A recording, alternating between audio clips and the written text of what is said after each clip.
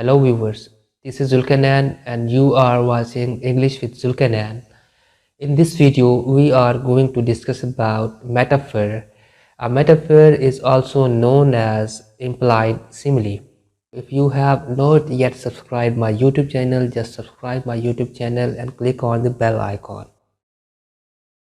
Metaphor is an implied simile, and in metaphor, words like, as, so are not used.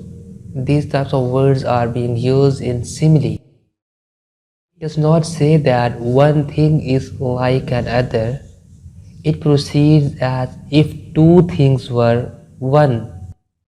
When we say he fought like a lion, we use a simile because we have used a word like, that is comparing the two different things.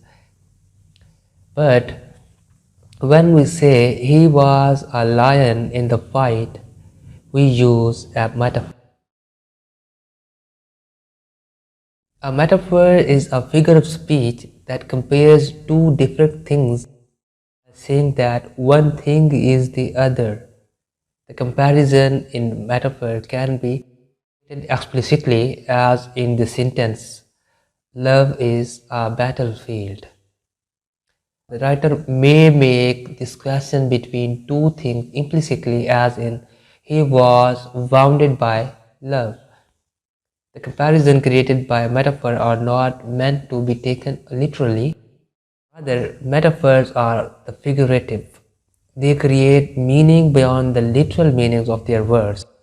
For instance, these examples are of course not saying that the love is actually a field of battle, or that the person actually get a physical injury from love.